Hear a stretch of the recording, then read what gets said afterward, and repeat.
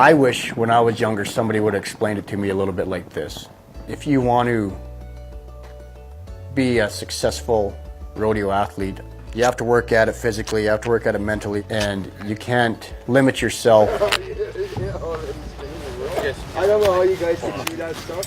Any sport, any athlete will tell you it's way more mental than it actually is physical. You can have your body physically ready, but can you handle the mental game or the mental pressure? And if you can't at that moment, doesn't mean you're a crappy athlete, doesn't mean you're not successful or you don't have the potential to reach your dreams. It's just like hockey, you know, you send your kids to hockey camps and this and that camps and stuff, and that's to build skills and stuff, but why aren't we building, you know, mental, you know what I mean, physical, like positive thinking, and mentally that's pretty much 80% of it.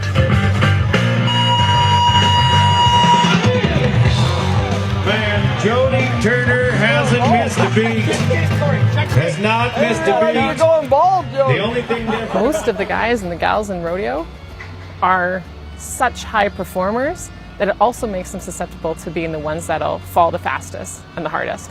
So just to know that about yourselves, you can reach really high levels, but that same flip side is if you're not watching out for it, you can feel those negatives a lot harder than most people too. I always wanted to surround myself with people that were successful, people that were nice to others, you know, people that were willing to help out. And then the other side of it, the other part of the team is my team outside of rodeo, which is my family and stuff, and also like a sports medicine team of chiro, massage, osteopath, just guys willing to help out, athletic therapists, physiotherapists, and that opportunity is definitely out there with the sports med team. You know, we're very fortunate up here to have that, but it's up to you to go ask. With time, you'll learn that them people outside the arena are as important, if not more important, than the people inside the arena. I think you need it to be successful in the sport because it's such a rough sport. Don't go try to force it, just let it happen, okay? You know, show them why you wear the buckle, champ. The mental side is so deep in any sport, but that's where you win. This is another one of the bulls from Wyoming by way of the Calgary Stampede. Come on, Scott Shifter.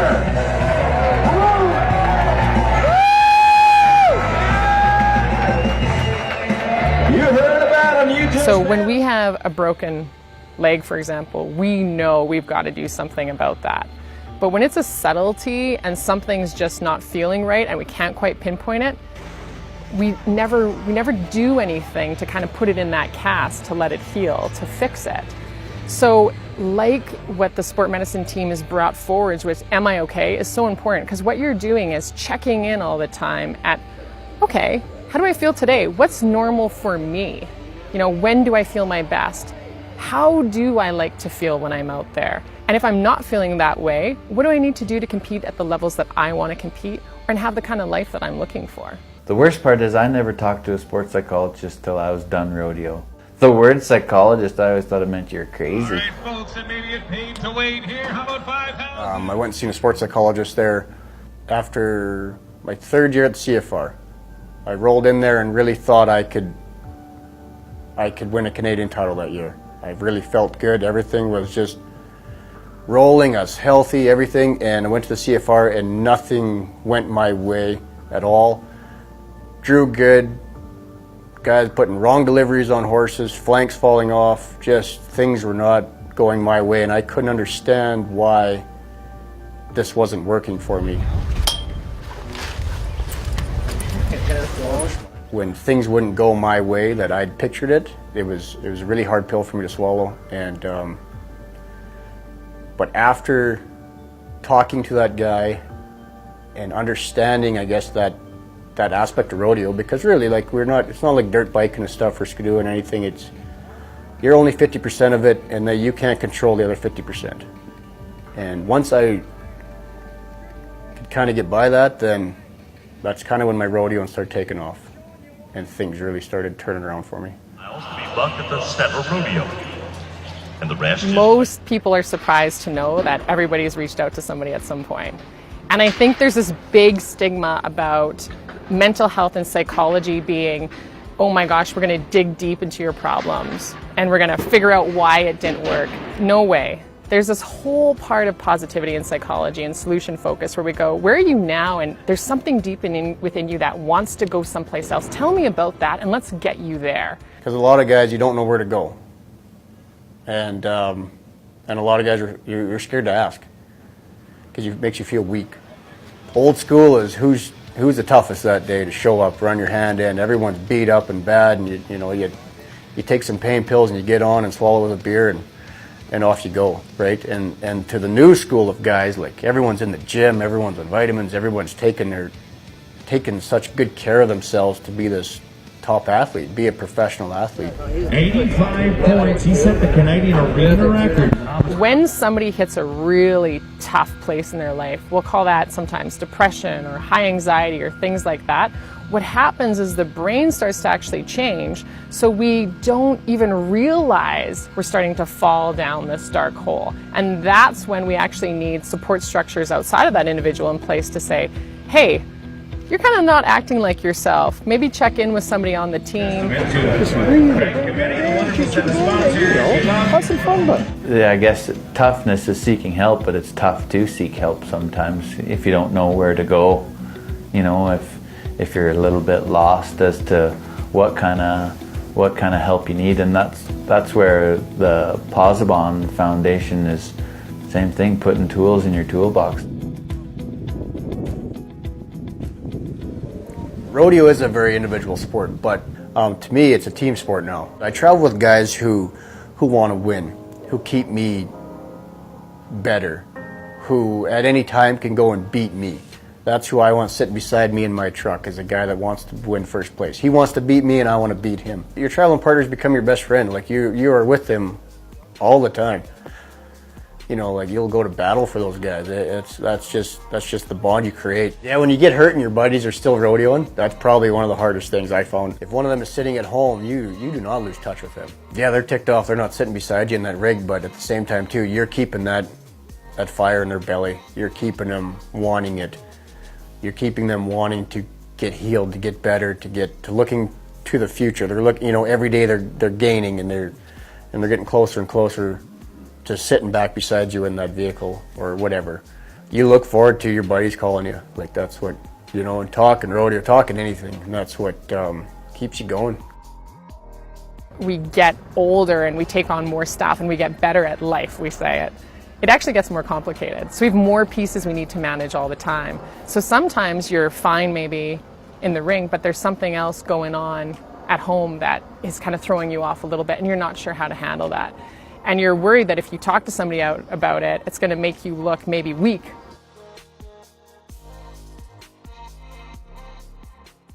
We can shut off our feelings, shut off our emotions, or channel everything into succeeding. But what is the courage that it takes to make that phone call or to tell someone you love that, you're really not doing well and I need some help. This is not okay anymore. Being able to use these life lessons, I guess, with rodeoing, moving them to outside of rodeo, yeah, it's the same thing. Try not to let things bother you, try not to get worked up over things, and not bringing, sometimes there's garbage in the rodeo, not bringing that home where there's garbage in life. I would say even just as men or boys, we're growing up to not, quit crying or this or that or whatever, and we're not supposed to show our true colors, our true feelings, and I think that gets lost and you kind of stuff everything down, and after a while you can't stuff it down. You gotta release it, and there's an analogy where you have a hunting backpack on and you're piling regret and you're piling shit in it, and it gets heavy and you're carrying it around on your back, and sometimes it's too heavy to bear, and that's where people can go down wrong roads, and you need to get stuff out of your back and lighten your load. And the culture of like cowboy up, chin up, cowboys don't cry, that kind of stuff.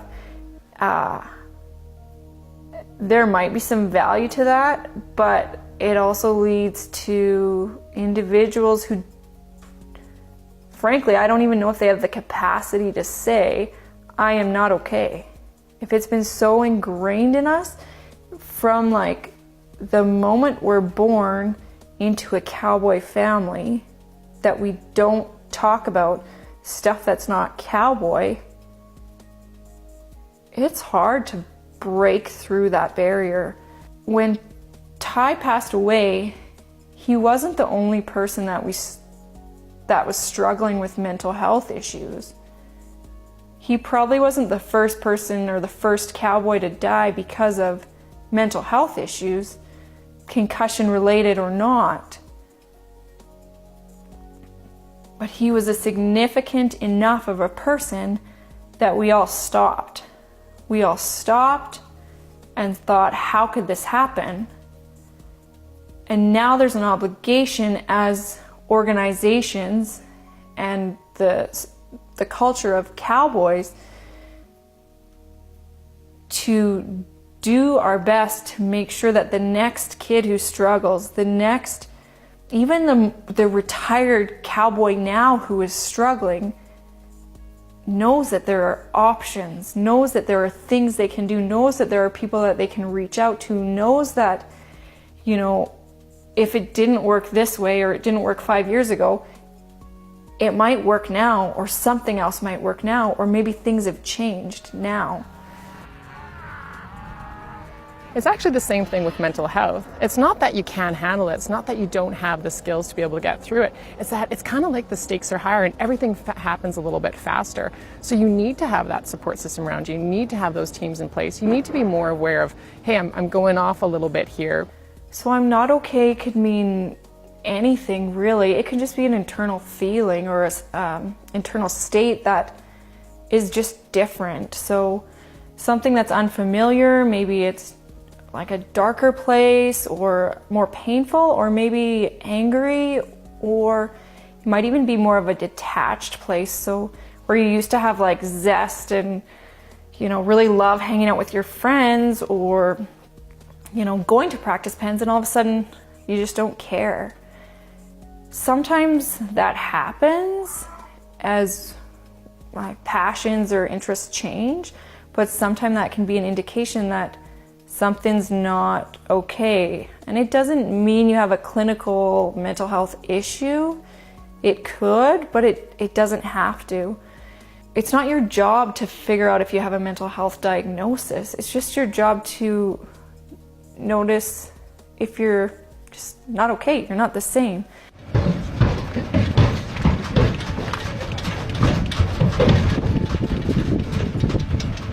You know, and in life afterward, when rodeo's done, you're never going to have that adrenaline rush. You're never going to have, you know, the life that you had. The stuff you miss is the traveling with the friends, the camaraderie, and it's the competition. And it was never about you beating the guys or wherever. It was you competing against that bull and trying to be the best of your ability at that point in time. And that's where depression and all that kicks in. You seclude yourself. You kind of back off and you know, you feel alone, and that's where, you know, doing this, you know, you're talking about it. And now that I'm done, and you start, you know, you run into a few friends or this or that, and you talk about it, and you can open up about it.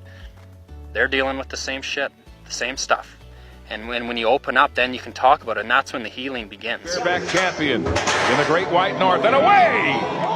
Here comes the Bay. Oh yeah, back and forth and tough to track, and Matt Late rearing back. As much as it is all your life, you know, it's important to know that there is more past it, and you're gonna have to change. And I think some people maybe do have problems with that when they're done, and I myself included. I went probably 2 years of being a little bit lost now that I didn't have that thing that I worked towards every day for, you know, anymore when I was done. You're not weak by talking about it. You're not. It's part of life. Everyone goes through it. It isn't just rodeo. It isn't. There's hockey players, sports. You know, you change jobs. I have friends in the oil patch. They lost their jobs and lost trucks, bankrupt. You know, but that's when I found the people that you talk to, and your psychologists, and then people outside of rodeo that you built up while you were still rodeoing. They become just as important, if not more important, when you're done.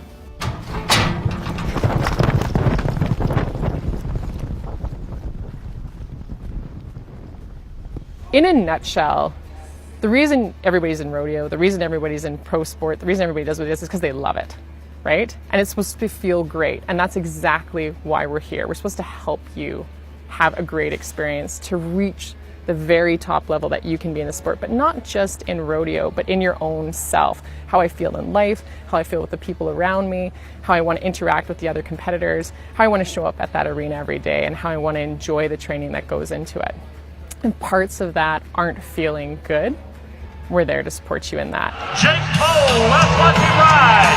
Come on, Paducah. Here's our hometown man. Cheer him on. Come on, Jake Cole.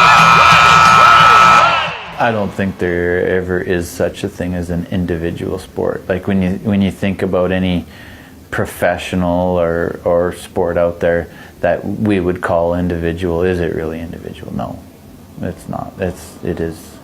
You can't do it by yourself.